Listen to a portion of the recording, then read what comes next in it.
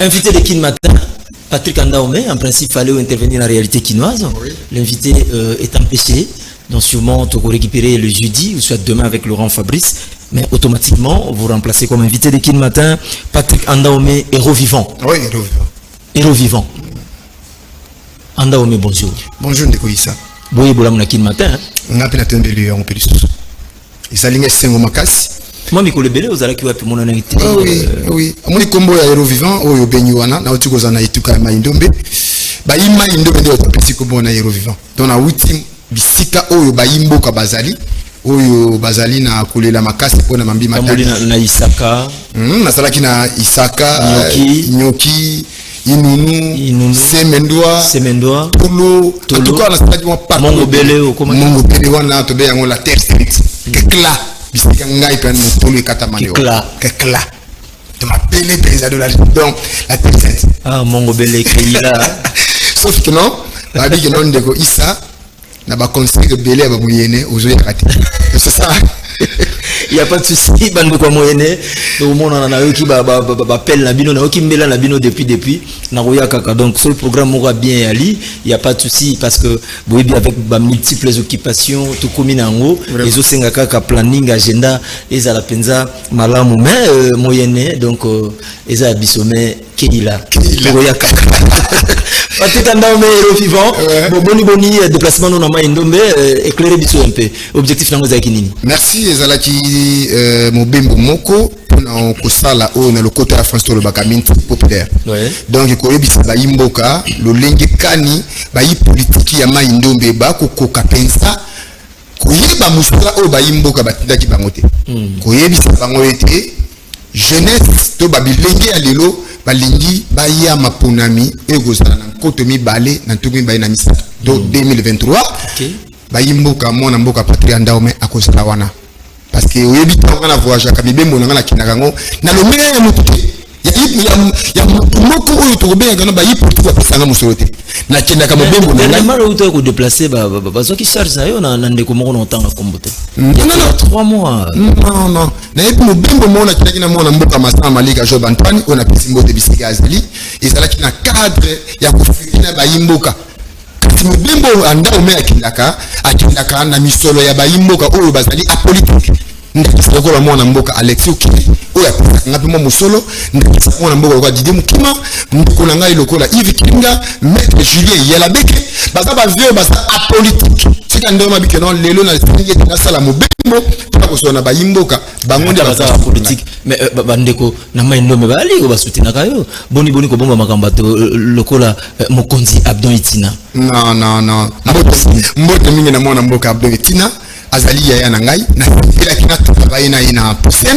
na tima boko na parti kasi nzinga ya posem ezali salite makasi motema likundu donc lelo so kutana mwana mboka Abdon Tina akoyamba yo lokola leki boko sola todi toyi bosolo lipena ya kasi na sima na ye soki baoyo bazaka nzinga na ye bakotoyo bakala ezama ma soki na malo na makamebele eza parti politique na biso oyo fa tochango maboko ndenge toko mona bandeko ya kulu bakotia maboko na papu bakotia maboko na isike bakotia maboko na nouvelle élan kasi oyo mangomba politique ya maindombe ezande soni ezali soni soki mutu moko akangami na elema moko to na yaya moko alingi muswa ya nsima te nzokande politique tokendaka yango mpo na misolo te tokendaka politique nde po tobunda to elobi to soit pouvoir. C'est ça. Tozongi, Patrick Andaome, héros vivant, vous venez d'effectuer juste le déplacement en tout cas à Maindombe. Boni, élection, il y a un gouverneur qu'on a. Les dispositions prises et Zandengenin, vient un peu nous éclairer quand même par rapport à y a descendre parce que yo mutuuti vraiment, en tout cas à Maindombe.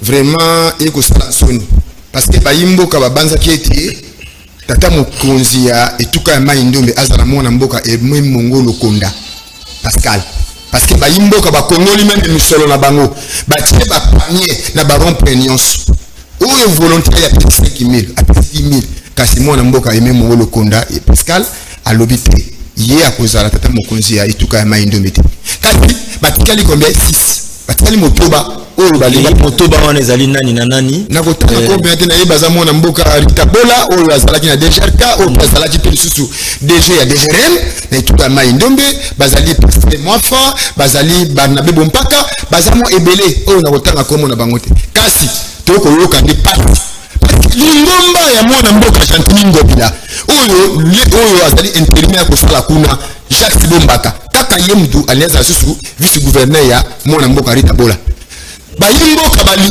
bangote bayimboka bali suru wana te usala Kinshasa kamba Kinshasa Ngobila amemeli biso mputu ole idanga population to lingaki nani Aimé Mongo Lukonda kasi Ngobila saliti les personnes qui n'ont mputu pour la leki mputu pour les gestions mystiques le nom pour le Ngobila ayeli suna Rita Bola ndeko wana bayimboka bako boya Rita Bola akamba lisusu etuka ya mai ndombe tokende pena na logique pona nimbo niko lobaka ke ndeko ayeboye ndeko azo gérer na Kinshasa azonga su mai ndombe asala nini Rita Bola a postulé na ye comment ça peut faire un problème bolinga ko citer kombo ya bayo bazasi ndeko langa na koyebi sa Rita Bola azalaki DG ya DGRM za kwa DG ka ya mai ndombe asalaki ni et bon berbe ezani berbe ezali surtout moka la carte de DGRM zaka surtout na carte de DGRM kasi muntu azalaki ko kamba yango mwana mboka Rita Bola na ile ko ya mwana mboka Ngobila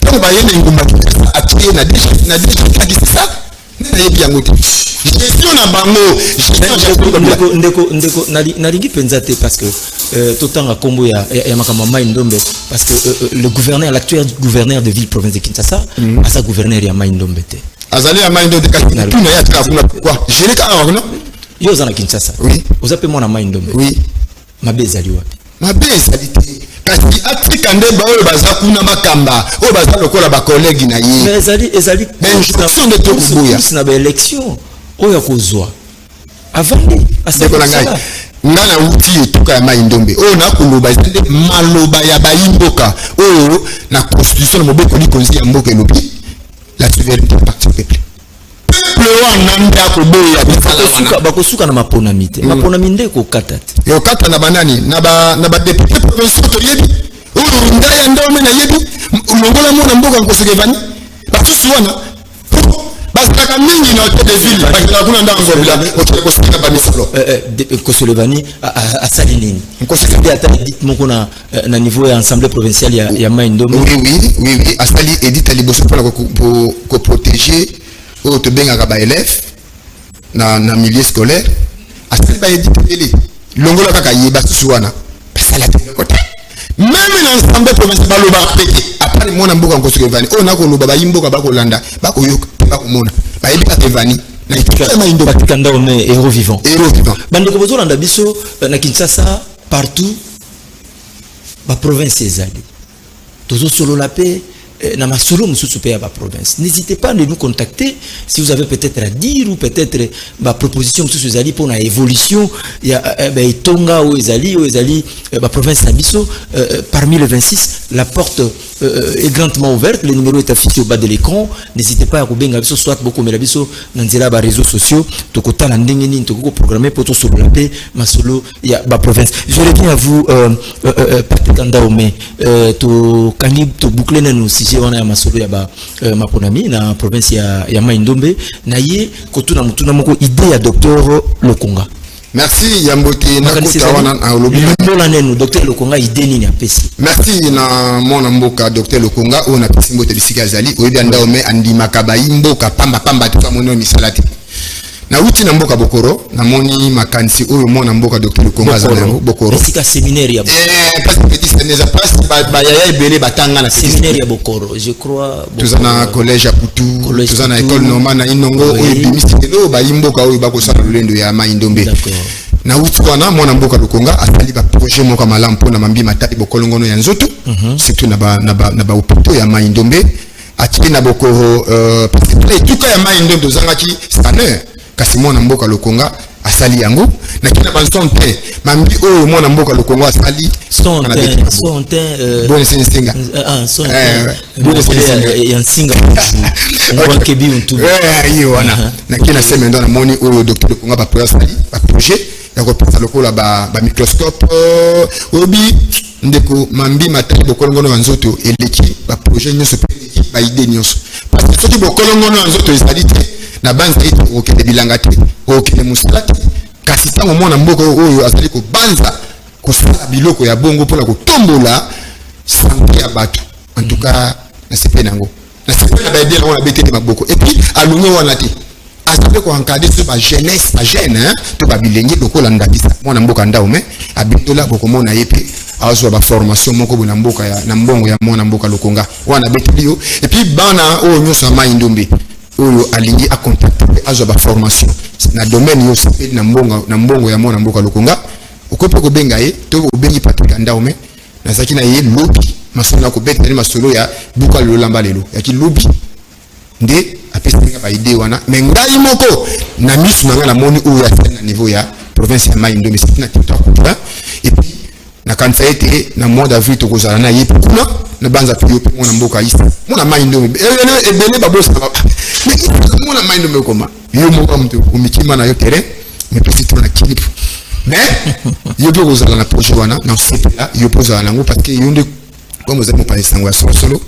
la qui sango bato portal samba yimboka ba projet oyo mona mboka Lokonga za nango elongo na docteur Ngara Pascal Ngara ici kazali pe na pesi mbote belé c'est un vieux oyo azali mingi côté conseil o pa ko conseil pesa ba yimboka si tu jeunesse na Mai Ndombe ke bolanda ba fala nyangwa libumuti bolanda oyo ba yimboka lokola oyo na tuko tanga kombo akoninga akanga ituka ya Mai Ndombe en otage wana tokoboya ka yango tokoboyaka yango mwana mboko na totanga kombo akanga ituka ya Mai Ndombe en otage et puis ba parti ya Mai Ndombe obanga kotanga kombo te na komanga yesa kongole lokola ngai pe na okamba mboka oyo sipape oyo ni makambo ya mboka ekayana leki siko kona ba mboka biso so andenge moko oyo ezali mboka Kongo okopanga na ero vivant pesa oba bolo kona sito yebi na bukani na ibani ka kufela bentérêt ya Mai Ndombe na boloko na yango nde population apesi ko babino ozo mériter la héros vivant. Merci beaucoup Patrick Ndaume, héros vivant. Je rappelle que vous êtes le coordonnateur d'une grande structure aussi. Hein, ah oui, à Dynamique de la jeunesse de Mai Ndombe. Dynamique de la jeunesse de Mai Ndombe. Oui. Comment ça évolue? Non, très bien. Bon. Ezali structure moko na cadre ya développement hein, biso banga kati. Donc na ba mona mboka jefere ifuku, ba Beverly toi, tout ce belé oyo to kumbelo ko ngwana. Donc les blagues à la société. Na mona mboka Unkla, mona tolo ya solo oya boya ka biti ya zayi moko. Merci beaucoup. Patrick Ndaume, héros vivant, prenons quand même 30 secondes pour le mot de la fin. Nayamba, namoni maman à côté télévision na plateau. Oui, ma solo na ye, aye l'émission na etando ike na canal Kin télévision na Kin matin. Ce qui est aligné. Patrick Ndaume. Nazala yo. Lilo babokabani. Merci. Lilo ba ezali boye na belle leçon oyo to sala lesi mais Ndaume to kozana inongo pour oyebisa na ba député provinciaux to boyi ba black to boyi ba instruction oyo wita na mentorat et pas mentor to ko boye yango donc lilo bananga yango wana na profiter de mbote na mwana mboka ma sœur Viviane Yves oyo mesana kolanda ngai bisika azali mbote belé na mbote na oyo nyonso ko ba Yves Kilinga Alex Okiye ba maître Julien Yelabeke docteur Ngara donc bon baza ebele oyo balela docteur Ngara de quoi monsieur la Bengara Ngara. Merci. Le numéro de contact rapidement. Oui, le numéro de contact est 081 58 88 554.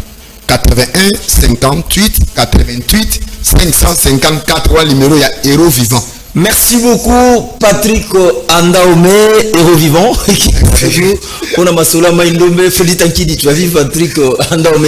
Merci Patrick. À la prochaine, merci Narito déjà à Kinshasa. Je dois pouvoir recevoir rapidement comme ça Madame Régine plutôt.